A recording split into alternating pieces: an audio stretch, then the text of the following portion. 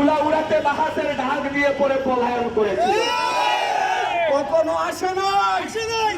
আমরা চ্যালেঞ্জ, ইনশাআল্লাহ চ্যালেঞ্জ দিয়ে গেলাম আজকে মৌলভীবাজারের প্রেস ক্লাব চত্বরে আশিকানে মোস্তফাদেরকে নিয়ে চ্যালেঞ্জ করলাম। আমি সবার পক্ষ থেকে 10 লক্ষ টাকা চ্যালেঞ্জ করলাম। ইউনো মহোদয়ের মাধ্যমে আমরা সুন্দরভাবে বসবো, আপনারা আপনাদের দলিল নিয়ে আসবেন, আমরা আমাদের দলিল নিয়ে আসবো। যদি আমরা বাহাসে হেরে যাই তাইলে ইয়া নবী সালামু আলাইকা বলবো না। যদি এক বাপের সন্তান হয়ে থাকেন, জন্মের মধ্যে যদি বেজাল না থাকে, আমাদের চ্যালেঞ্জ গ্রহণ করবেন। যদি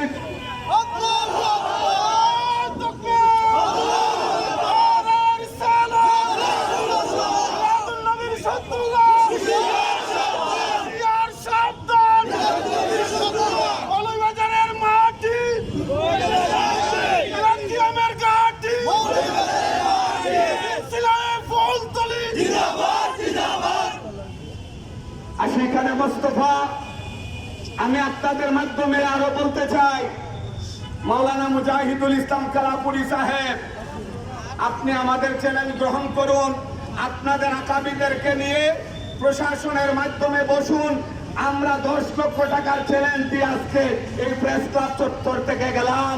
যদি আপনারা চ্যালেঞ্জ গ্রহণ করতে পারেন আর আমরা যদি হেরে যাই, ইয়া নবী সালামু আলাইকা বলবো না, এটা ওয়াদা দিলাম। আর যদি আপনারা বাহাসে না আসে, আমরা মনে করব আপনারা ভেজা দিলাম,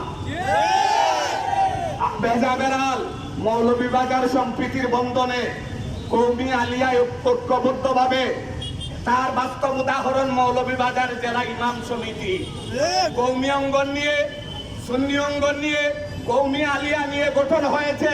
কেউ কোনদিন মুস্তাকে রাসূল নিয়ে এত বড় বিয়াদবি করে নাই।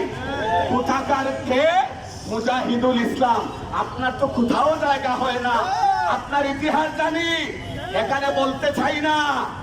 আপনি নাম দিয়েছেন আলেম, এই জন্য বলতে চাই না, নাইলে আপনার পরনে লুঙ্গি পায়জামা থাকবে না। এই জন্য শেষবারের মতো বলতেছি, মডেল মসজিদ নিয়ে রাজনীতি করবেন না। মৌলভীবাজারের আশিকানে মোস্তফা এখনো ঘুমিয়ে আছে।